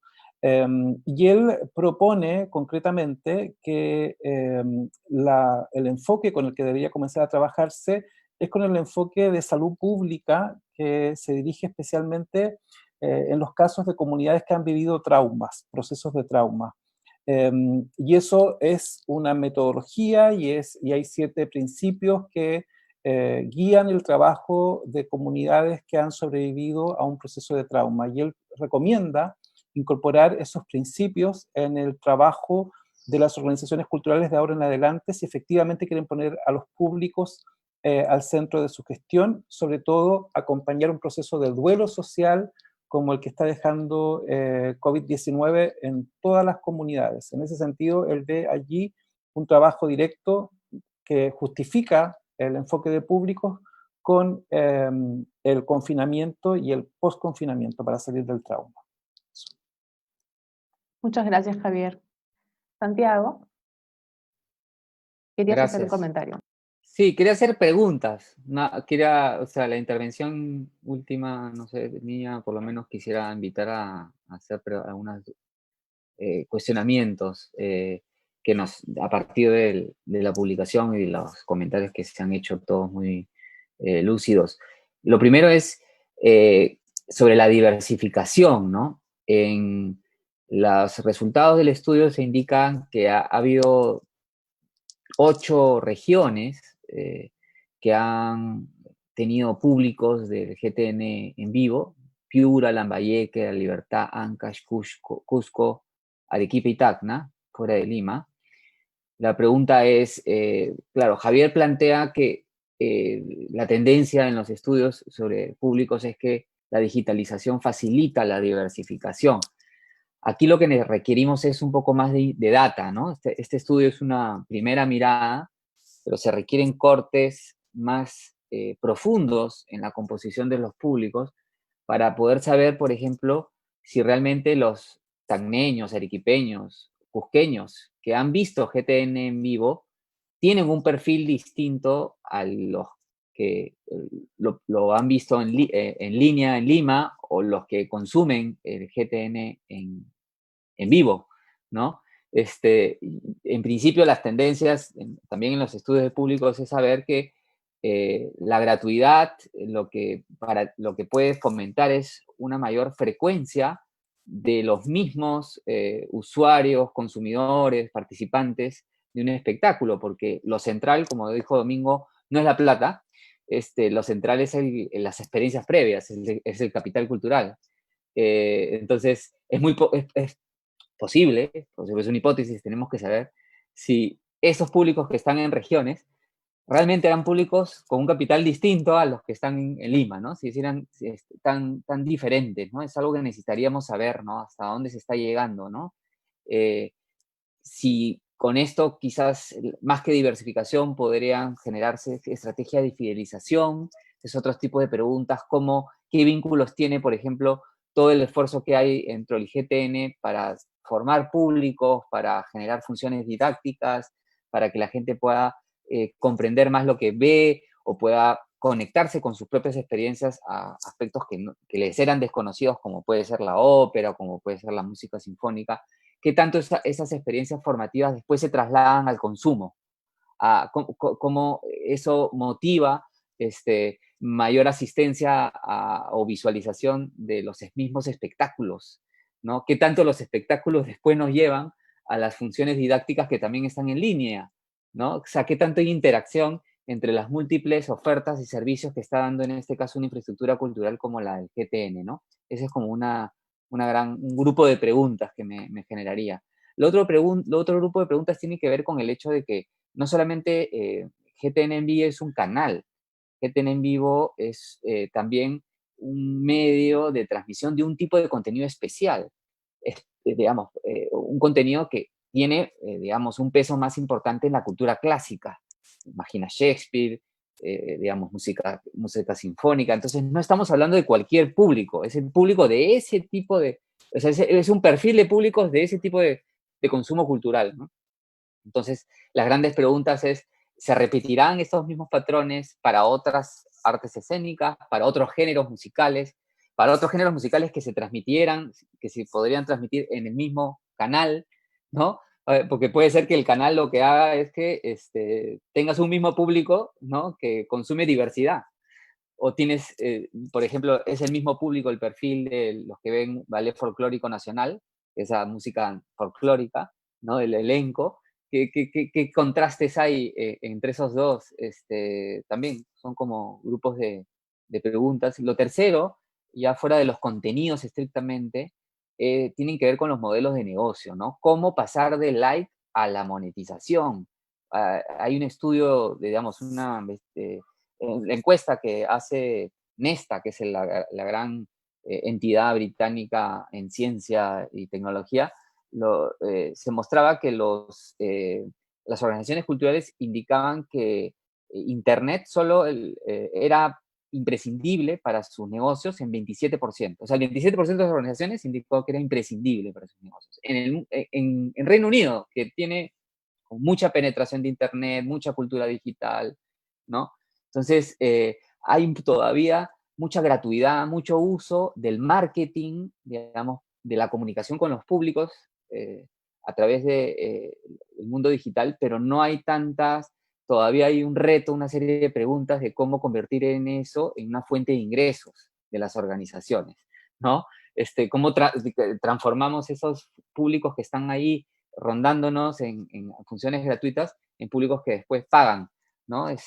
¿Cuáles son las estrategias más precisas, y además cuáles son los mecanismos para generar esos modelos de negocio? No sé, son como otro tercer grupo de preguntas. Y lo último es cómo afinar las políticas culturales, porque en esta experiencia, GTN en Vivo creo que es una convergencia de políticas. Por un lado está la política de una infraestructura cultural como GTN, por otro lado está la política que se da, y que, bueno, con esto no estoy diciendo que son distintas, pero digamos, sí son líneas, digamos, que se pueden contrastar. La otra es la de los elencos nacionales, ¿no? Que pasan por el GTN, pero muchas veces tampoco van a otros espacios. Y una tercera es la línea del canal de 24 TV, que ahora nos convoca, ¿no? Estos tres instrumentos están interactuando en GTN en Vivo, y cómo podríamos hacer para que entre los tres, por ejemplo, se llegue a cómo se puede diversificar los públicos a los que se está llegando, ¿no? Si los tres más bien están agrupando un mismo universo, ¿no? Conocer ahora los públicos de GTN en Vivo es lo mismo que conocer los públicos de Cultura 24 o los públicos de los elencos, ¿no? Presenciales. Y cómo hacer que una política pueda ayudar a corregir las desigualdades y que todo el gasto público lo que genere es realmente una llegada a públicos que, como dicen los británicos, no están involucrados, ¿no? en las artes, ¿no?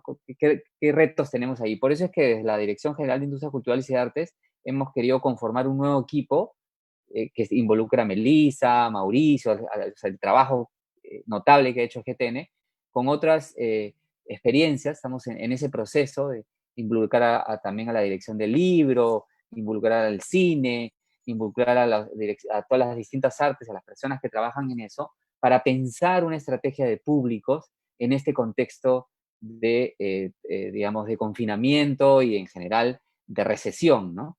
Este es un primer paso, esta reunión. La idea es seguir teniendo estos temas y que desde el Ministerio de Cultura se ponga más en el centro al público en el marco de las políticas culturales. En ese esfuerzo estamos, entonces esperamos que hayan otro tipo de reuniones y que con esto se faciliten la entrega de herramientas para que las organizaciones y trabajadores culturales puedan conocer sus públicos, puedan ir.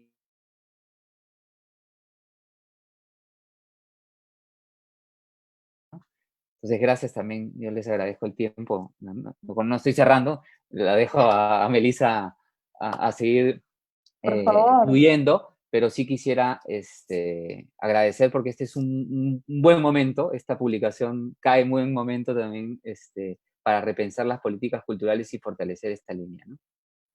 Yo creo que Javier y luego quizás Domingo podrían comentar sobre las observaciones que ha hecho Santiago.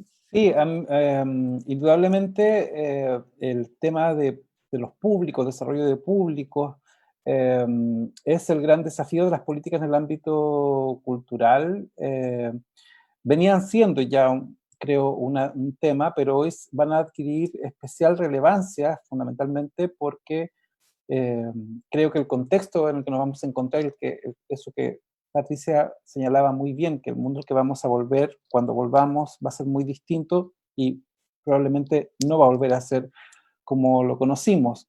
Y pensando justamente en ese punto es que focalizarnos en los públicos, no en un sentido, digamos, populista, no lo digo en un sentido de dar, de situarnos en ese discurso, sino que reflexionar sobre lo que implica que una organización sitúe a los públicos al centro de su gestión.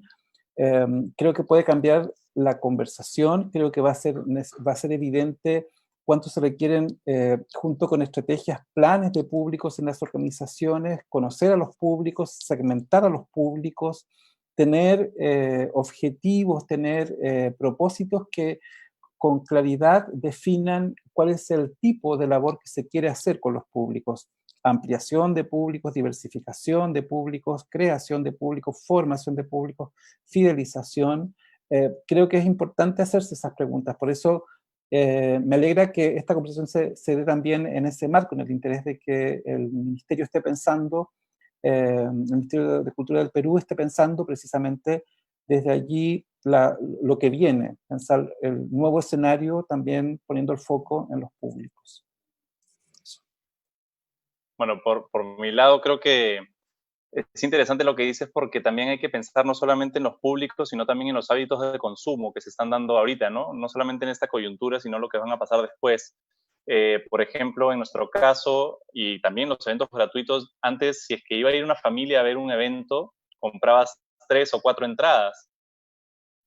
Ahora con una te basta para todos, ¿no? Entonces, desde tu casa, con una sola pantalla, todos consumen lo mismo sin necesidad de ir todos juntos al teatro o todos juntos a ver un evento. Entonces, ese hábito ha cambiado tanto que quizás al momento de pensar en la comercialización o en la monetización, cambia también, ¿no? Porque antes si podías vender 3 o 4 entradas, ahora vas a vender una para 4 personas, ¿no? Pero eso te da justamente la oportunidad de, como mencionaba Santiago en algún momento, es que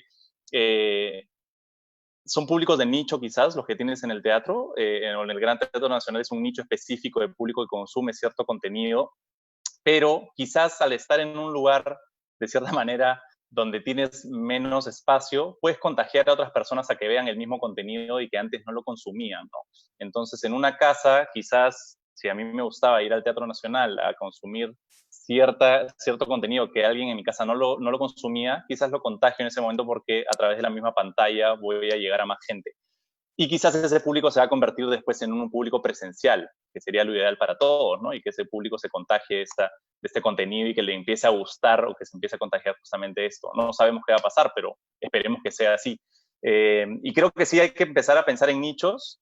Solamente que los nichos ahora son mucho más grandes porque el nicho antes, como hemos hablado de lo presencial, estaba en Lima o en el lugar específico presencial, ahora el nicho está en todo el mundo. Entonces puedes llegar a las mismas personas que les gusta algo, pero a nivel mundial, y el reto, como lo mencioné hace un rato, es la comunicación y cómo llegar a ellos, ¿no? Que va a ser un reto muy, muy grande para todos. Y creo y espero que este público crezca, no solamente ahorita en el contenido digital y en la oferta digital que hay, sino después en lo presencial también. Creo que le va a venir bien a todos. Y yo pienso que yo quería añadir una cosa súper comentarios rapidito. puntuales a partir de lo que... termina, Patricia. Patricia, No, sí, una cosita enana, nada más. Que dos cosas. Una es que, como Javier estaba hablando acerca de la importancia de poner al público en el centro ¿no? En el centro de nuestras instituciones, y también pienso en los museos, realmente ese es un cambio completo de paradigma porque tradicionalmente la misión de un museo es su colección, es el cuidado y, es más, el cuidado y la preservación de la colección. De ahí se cambió a investigación y de ahí creación de contenido, poco los años, y ahora tenemos que todos meternos en la cabeza y meter a la cabeza, digamos, a las direcciones de los museos, que si el público no ve la colección en sí misma no va a crear contenido nuevo, si no hay nadie que la cree con ella. Y el público es la que activa la colección, el público. Entonces, si no ponemos el público en el centro del museo también, o sea, de la audiencia vista como la audiencia de la colección, el público que va a ver la colección, no sirve de nada más que la cuidamos, ¿no? En una caja muy bonita, pero no crea nada nuevo, no está creando cultura, no está creando vida, no está creando contenido nuevo, ¿no? Conocimiento nuevo más bien. Y lo otro es que me encanta que Domingo hable de esto como contagiarse, ¿no? Porque en realidad esa idea de algo que se viralice, que se contagie de manera positiva es como tenemos que verlo. O sea, estamos usando la metáfora, pero es la verdad. O sea, si uno Tienen consume una cultura... palabra no muy aceptada en esta coyuntura, ¿no? Contagio. No, Bueno. pero sí le veo el lado positivo en este contexto, Exacto. que es si estás viendo, si tú consumes cultura y tus amigos o la gente con la que estás compartiendo tu espacio hoy no, y te ven viendo una obra de teatro online o un concierto en Facebook o viendo un video del Mali, tal vez se encuentre con que nunca pensó que le iba a gustar y después él busque eso solo, en su propia computadora por su cuenta, ¿no? Y eso es lo que queremos finalmente, que la gente se acompañe. Sí, Santiago, eso era Sí, lo único que quería decir. tenía dos comentarios muy puntuales, sí, complementar lo que acaban de decir, que Henry Jenkins, ¿no? El de Cultura Transmedia, habla de la propagabilidad, ¿no? Él prefiere antes de la viralización, que según él es un discurso más de las grandes corporaciones. La propagabilidad es un poco la tendencia de más, digamos, de Internet desde el pro usuario. El pro usuario puede generar una propagación de una idea, ¿no? Y bueno, mejor que hablar de contagio, ¿no? En este contexto. Mi comentario era que él también mencionaba, Jenkins, que de la importancia que en la cultura digital se generen estas largas colas de nichos, ¿no? O sea, normalmente se asumía que antes que los grandes mercados solamente podía ser de grandes masas, pero ahora por Internet se puede llegar a muchos pequeños nichos y eso se genera una larga cola en los modelos de negocio. Y eso es importante reconocerlo. Y está asociado, y por último, mi último comentario está asociado a un recuerdo. Yo trabajé en la Municipalidad de Lima y teníamos en el Teatro Municipal se trabaja, ¿no? Con el ballet municipal y decidimos que se realicen funciones gratuitas. Hicimos un programa de formación de públicos, digamos, en ese momento, en 2014, y hicimos, digamos, le dimos gratuidad y de repente para el Lago de los Cisnes y otras obras habían cuatro cuadras de cola. La verdad que no esperábamos tanta gente, ¿no? Preguntándonos por qué, de dónde sale este afán, pero realmente un fanatismo alrededor del ballet. Y claro, reconstruyendo es que hay muchas escuelas de ballet, ¿no? En donde las mujeres son formadas como mujeres, poniéndose tutú. Entonces, eso forma un gran mercado de practicantes del ballet, pero que no se convierten en consumidores por las barreras digamos, económicas, muy costosa la entrada, por la distancia, X razones. Entonces, cuando se bajó la barrera de económico, llegaron, ¿no? Pero ahí lo importante es que había ese hábito y ese gusto. Entonces, la gran tarea en el desarrollo de públicos es saber llegar a esas personas que tienen ese hábito, ¿no? Y a través de esa llegada, dependiendo obviamente de la estrategia que cada uno tenga, ¿no? Pero a veces uno piensa, es tan difícil, no viene la gente. Es porque no se ha llegado a ese público, tu público central, ¿no? No se han diseñado estrategias para llegar a ellos. Y lo digo como un tema de reflexión, ¿no? Que nos debe dejar. A veces el público está, pero no lo vemos, ¿no? Así es. Yo quisiera, ya para terminar, porque nos hemos pasado excesivamente del tiempo previsto para nuestros invitados, pero hasta el momento creo que habían como 90 personas que todavía estaban ahí con nosotros. Se los agradecemos muchísimo. Es, recogiendo un poco ya las últimas intervenciones de ustedes, es la importancia de pensar desde las organizaciones en cómo diversificar las experiencias de los públicos, ¿no? Se puede pensar, sí, que hay algunas expresiones culturales que pueden ser de nicho, ¿sí? Pero creo que también está la tarea, sobre todo desde las instituciones públicas, pero también, por supuesto, desde las privadas, si tienen la oportunidad, de diseñar experiencias, la mayor cantidad de experiencias, para que las personas vivan, conozcan, aprendan y sientan diversas artes.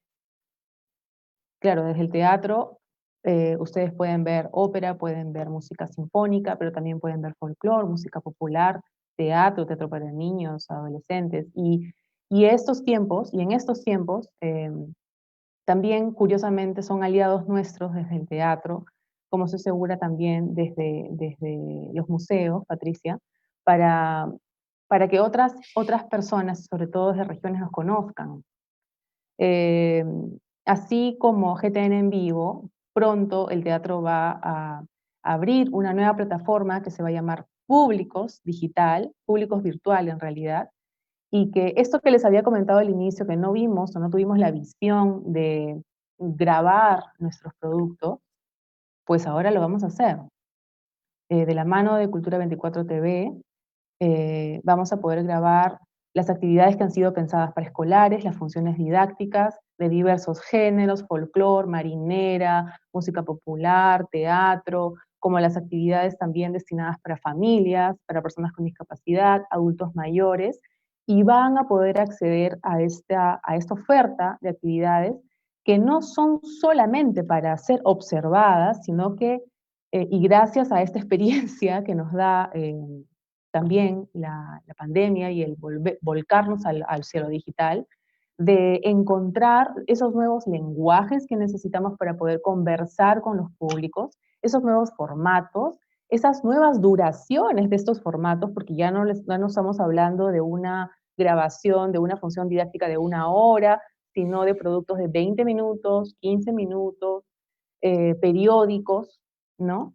En los que también nuestros públicos puedan acceder en cualquier momento, ¿no? Y eso se va a ir alimentando. Entonces también eso nos permite no solamente, por supuesto, seguir en contacto con esos públicos fidelizados que seguramente nos siguen en GTN en vivo y que retornarán cuando se pueda a la experiencia presencial, sino que también vamos a poder conversar y, como dice Santiago, tener esta urgencia por conocer más sobre el comportamiento, características, aficiones, intereses de los públicos de regiones, para poder vincularlos con la producción de contenidos desde Lima y, por supuesto, también hacer intercambios, porque esos contenidos, y con eso cierro, esos contenidos que nos importa crear, también tienen que hablarle a esos otros públicos.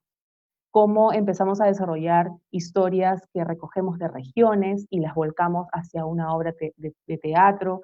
Y para ponerles un ejemplo claro, hemos tenido hace una semana 2 grupos focales con maestros de Lima como también de regiones para validar el material didáctico que próximamente vamos a subir a esta plataforma digital y validar también el producto audiovisual de una función didáctica en específica, como también la lectura dramatizada de una función didáctica que vamos a hacer sobre Chabuca Granda.